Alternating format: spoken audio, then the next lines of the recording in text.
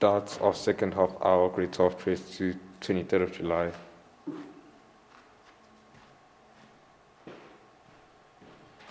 Okay, so this is before bulldogs were inbred. So this skull is from 1800. In other words, long ago. Okay, 220 years ago. Okay, and they bred bulldogs and inbred them. And now what has happened is now they've got this typical desired kind of bulldog. And this is what the skull today looks like. Okay, and there are huge problems with it. So they are, because they've shortened the nose, they've got breathing problems, they've got problems with eating because they've got this underslung jaw that sticks out, the bottom jaw sticks out like that, prognathus. And they have problems with cooling the bodies. All of those dogs that have got flat faces have huge problems with overheating. So if you take them take them on a park run and go around the whole of 5Ks in park run with one of them, they have a huge problem with overheating and not being able to cool down properly because their nose is so tiny and squashed and flattened. They lose all the features. For a dog, a whole lot of the cooling thing is to do with breathing air in, breathing air out, and getting rid of, like we perspire through our skin to cool down. They cool off through the evaporation of moisture in their nostrils.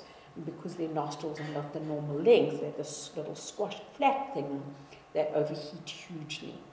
Okay, right. Okay, so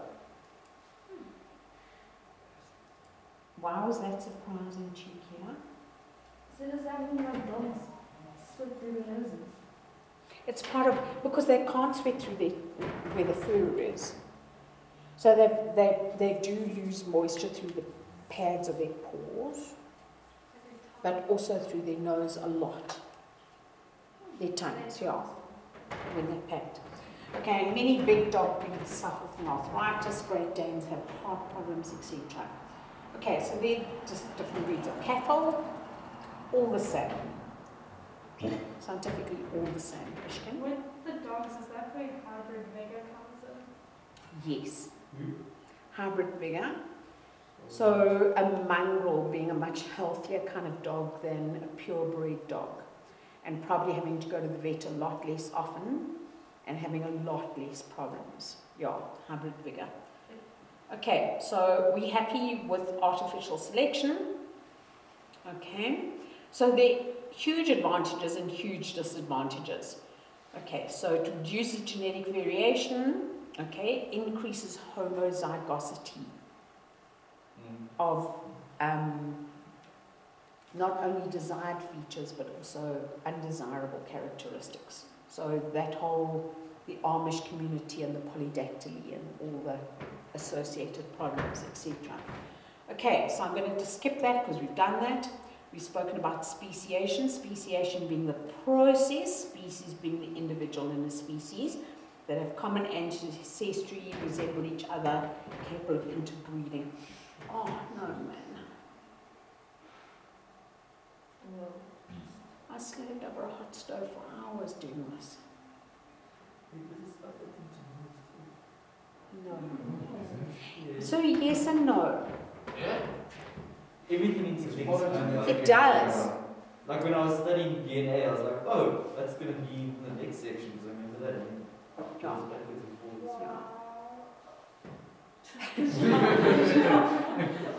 forwards. Don't be nasty.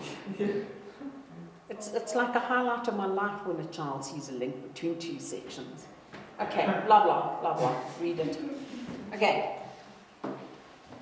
So Darwin also proposed that there might be a mechanism which accomplished the same thing in nature, and that was natural selection. Okay, so we've spoken about that, we've spoken about that. We've spoken about chance mutations. Okay.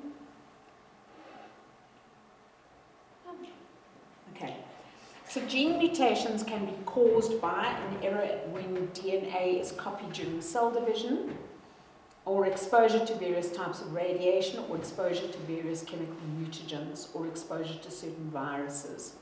But be very careful. If you ask to name a mutagen, don't be vague.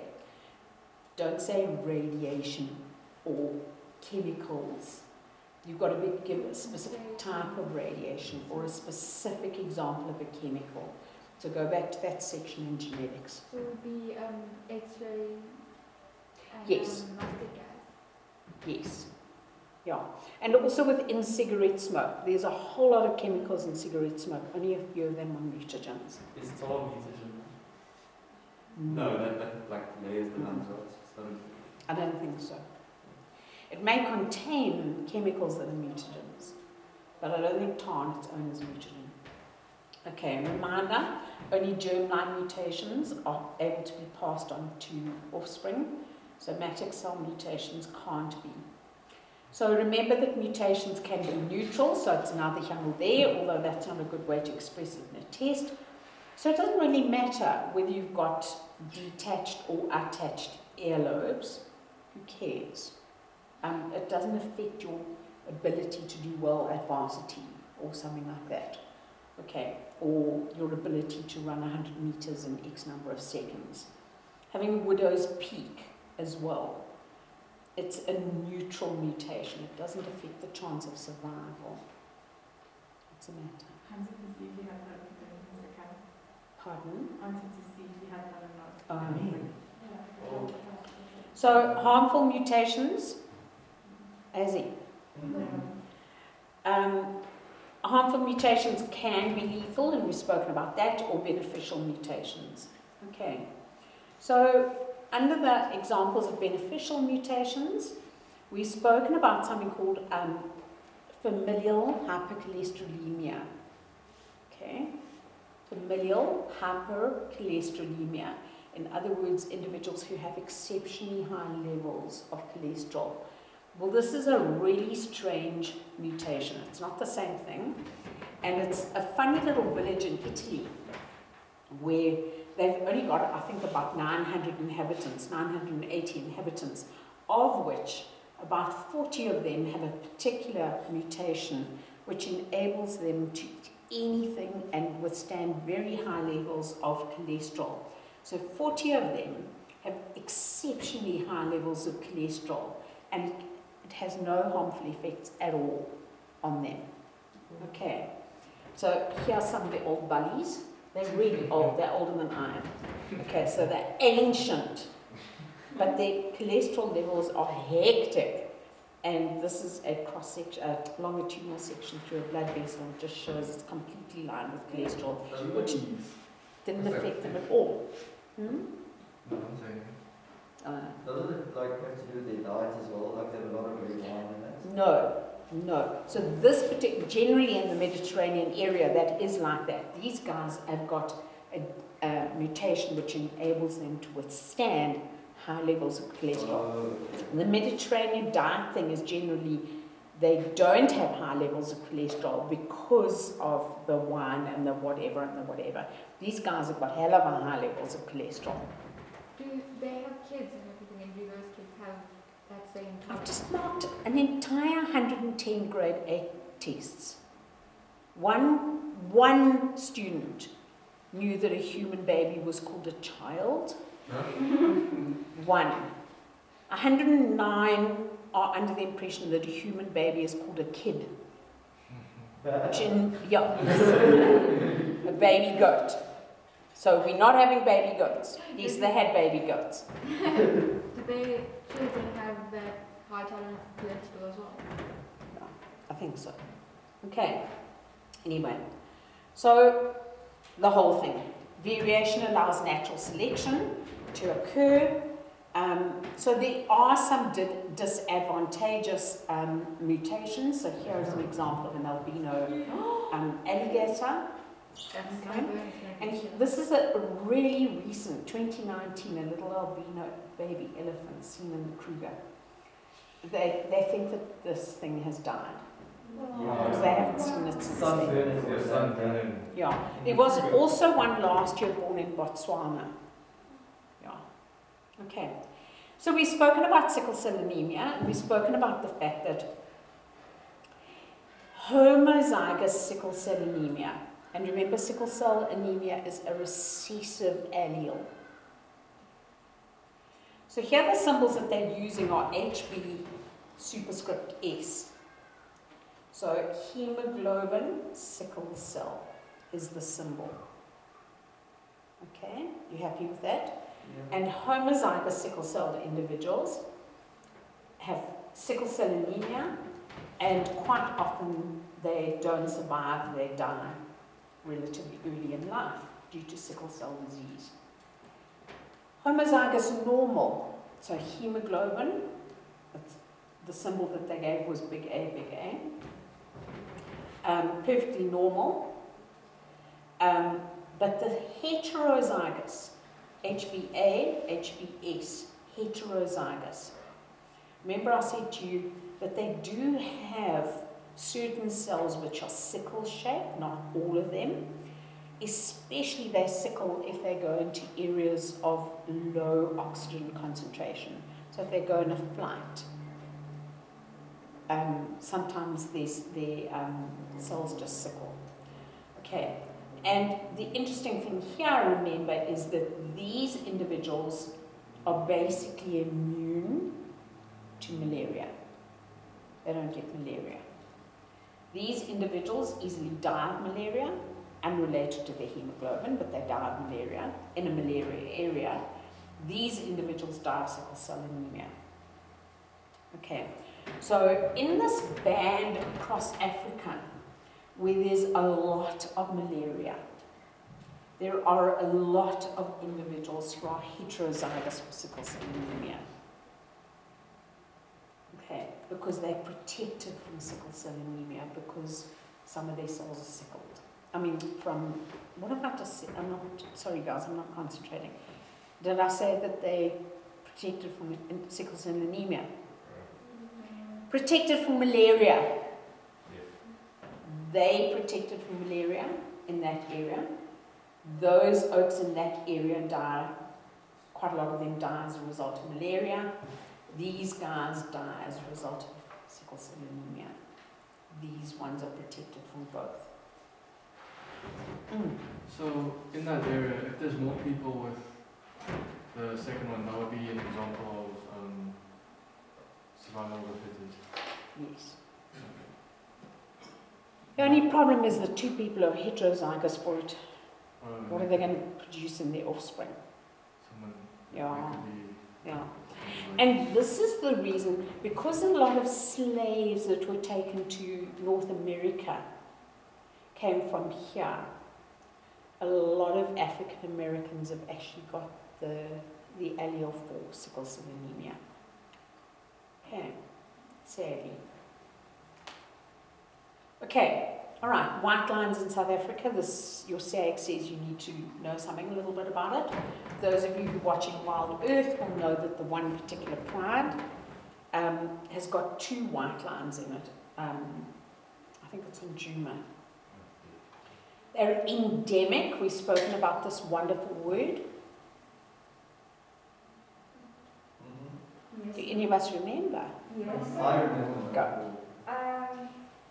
Isn't it like they can only be found in like that region? Like you can kind of call it indigenous, but you can't call it indigenous indefinitely. They live naturally. They live only in that particular region. So these white lines live in the Timbati region, and you know that the normal colour of a. I think he was just checking if he had to go off the class or not. Who is that? I don't know. I know one of the groundsmen. Oh, okay. Normal colour of lines, caramel golden brown, mutation called chinchilla, which I know that you will probably know is a particular kind of funny grey animal, but there is a hair colour called chinchilla. Okay. And that allele suppresses colour formation. It's very rare. Normally it produces blonde to almost white colour. The white lines are not albino. Okay, they've got pigment. Their noses are brown, that kind of thing. Their eyes are not red. So it's not disadvantageous. They can still hunt, they can still find mates, etc. But they've been artificially bred because zoos, etc. Like them. So those are two pictures of white lions in South Africa. Now we're going to look at the next slide is African lions, Asiatic lions, and Barbary or circus lions. So African, Asian, Barbary.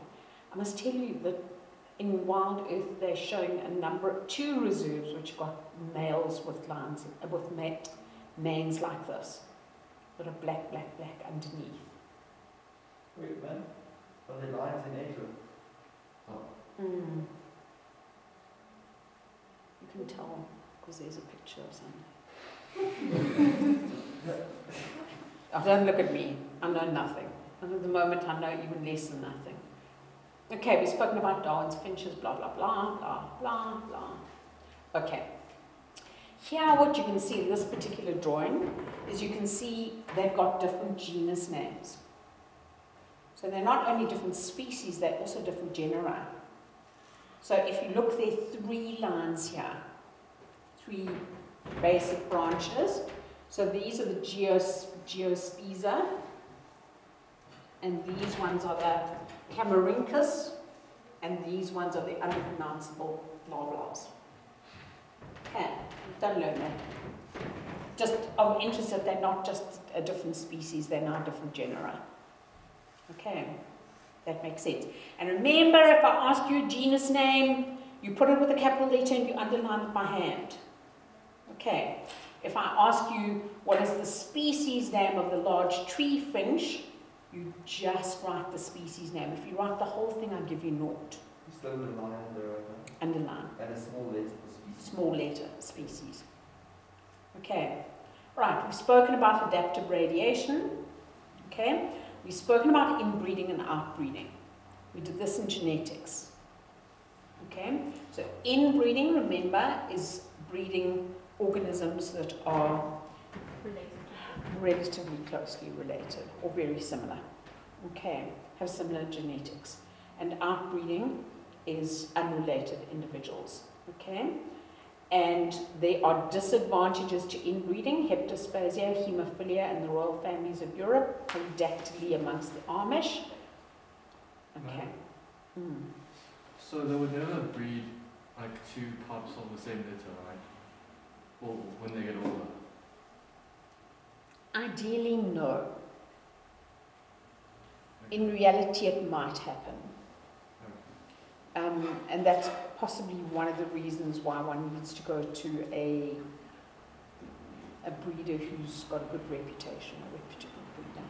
So inbreeding isn't deliberately breeding them from the same litter? No, no.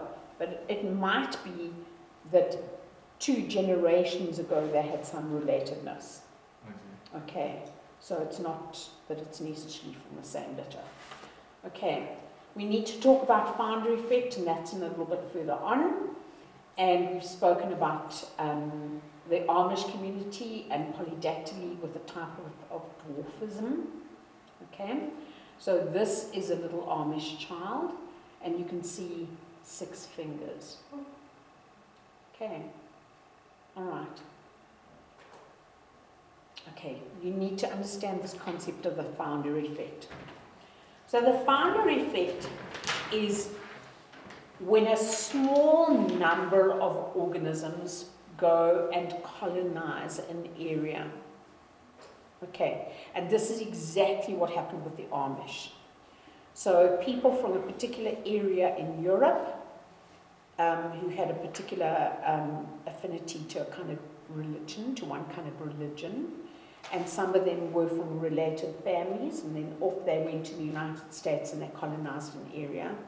And then because you're not allowed to marry outside of the religion, they married within the religion, and as a result of that there's a lot of inbreeding. So what has happened is a few individuals go and colonize an area.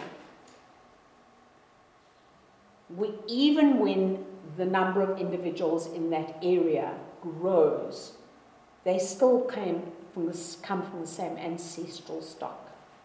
And therefore, they have genes in common with each other, or alleles in common with each other. And so the gene pool is very small. Does that make sense, guys? Okay. So it occurs when a new colony is started by few members of the original population. So the small population size means that the colony may have reduced genetic variation from the original population and a non-random sample of the genes in the original population. And I can remember once reading about a Foundry Effect where a group of individuals from, I think from Scotland, went and colonized a particular island. And everybody on the island's got red hair. Because the first group that went across there sort of came from the same family and they all had red hair. And so now everybody's got red hair. Now, I mean, in the natural population, what proportion of individuals of the natural population in Scotland or in South Africa has got red hair? And here 100% of the people have red hair. Okay. All right. There's a video. Oh, I can't believe those colours are not showing. Okay. Different thing that has the same effect. What is called a genetic bottleneck. And a genetic bottleneck occurs when the size of a population, for some reason, is reduced hugely to a very few individuals, for whatever reason. And then those individuals breed and form the population back again. Now, the population came from a very small number of individuals, and this is what has happened in the cheetahs in South Africa. So there used to be lots of cheetahs, then because cheetahs were hunted, and because the areas in which they live has reduced so markedly, there is actually a handful of cheetahs. They can count how many cheetahs there are in South Africa or in Africa. That's how few there are. And they've all then bred with each other and produced more cheetahs. But that is a genetic bottleneck. So very different from, similar to Foundry Effect, where you've got a big population, very few of them go somewhere else and start a population. That is Foundry Effect. Genetic bottleneck, you've got a large number of individuals, some sort of event happens to reduce the number, and those then interbreed with each other and produce the population back again. And it's called a bottleneck because it's like a bottle. Okay, so if this represents the original population, all these different colored beads, and they poured out into a container. Because of the narrowing of the neck here, only some of them can get out, and it's odd which ones, it's random which ones are able to get out, and therefore the surviving population is not going to have all the genes in the gene pool that used to exist, only some of them in the gene pool from then on. So that's a bottleneck effect. Okay? And a good example is what is called the northern elephant seal. And what actually happened is humans hunted them in the 1890s, and they reduced their population size to as few as 20 individuals at the end of the 19th century. They've now managed to protect them and breed them again. Their population is now over 30,000 individuals. But their genes came from 20 individuals. Okay, so this is definitely an example of a genetic bottleneck. They have much less genetic variation than a population. These are the northern elephant seals as opposed to the southern elephant seals, which weren't so intensely hunted, and therefore the southern elephant seals have got a much bigger gene pool than the northern. Okay. Over time, if they all have like mutations, then it'll get more diverse, Yes. right? Yes. Okay. Okay. So apparently penguins, way back in the day, were exploited by humans and killed by humans, and their population size reduced hugely from 1,000 years ago to 80 years ago. Huge genetic bottleneck, and now their genetic diversity has widened again because of mutations and interbreeding. What? The penguins, they hunted them for their meat or for their oil. Who would eat a penguin? Chinese. It's so rude. To be fair, I heard that they eat just about anything. No, I didn't eat penguins. Sorry. No, I have Say no, that if you're just sitting right here and then look at me. because it came out before thinking. I'm sorry. Ancestrally, what are you? Chinese. Are you?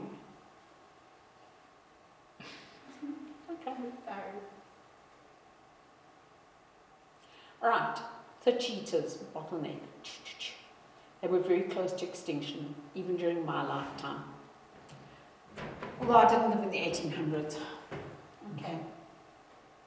Right. So because of their reduced genetic variation, they've got a very... I can't believe I spent the whole of yesterday changing this. Because I thought that the colour wouldn't show. Okay. Right, they have a very low capacity to cope with environmental changes. Right, we've spoken about familial hypochlestronemia being a mutated gene on chromosome 19. It's a dominant gene, and in the South African population of Dutch descent, it is extremely common. So in South Africa, 1 in 72 people of Dutch descent have familial hypochlestronemia. In Holland, from which these individuals came, 1 in 500 people have the disease. So this is a really good example of their Foundry Effect. The people who came over were obviously a group of related individuals within whom it was more common. Huntington's disease, we've spoken about that, also very common in the South African population of people of Dutch descent. Okay, it's exactly the same thing. Huntington's disease, we've spoken about that. We've spoken about outbreeding. Okay, so outbreeding increases heterozygosity, genetic variation, and it results in stronger, more resilient offspring because of this thing called hybrid vigor or heterosis. And an offspring exhibits heterosis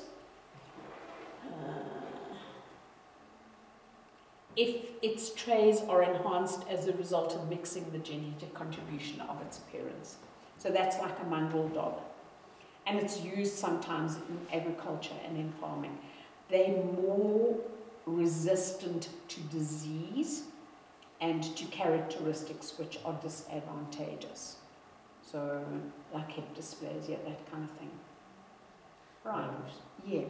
Like, we had a mongrel, but then it went like crazy. And it lived with you, Josh. That's not nice. No, like, isn't it a thing where like mixed breed dogs sometimes go crazy? No. No, but sometimes if you've gotten the dog as like you fostered it and it's been abused or there's I something. picked it up from the mechanic. I don't know, yeah, sometimes that's- that dog is like, Yeah. and sometimes mongrels as well, they have other genetic problems or not necessarily genetic problems but medical problems just because of the way they were treated or they weren't well nourished. So it doesn't mean if you get an SPCA dog it will be cheaper than a purebred. That's not crazy, bro. Yeah, but it started getting like, not violent, but like, Yeah, Crazy. maybe it was abused. Maybe Josh had oh, yes. I don't think Josh would. I think Josh is quite kind. I mean, Josh okay. has chihuahuas, we don't know. Okay. All right. So we've spoken about natural selection. We've spoken about genetic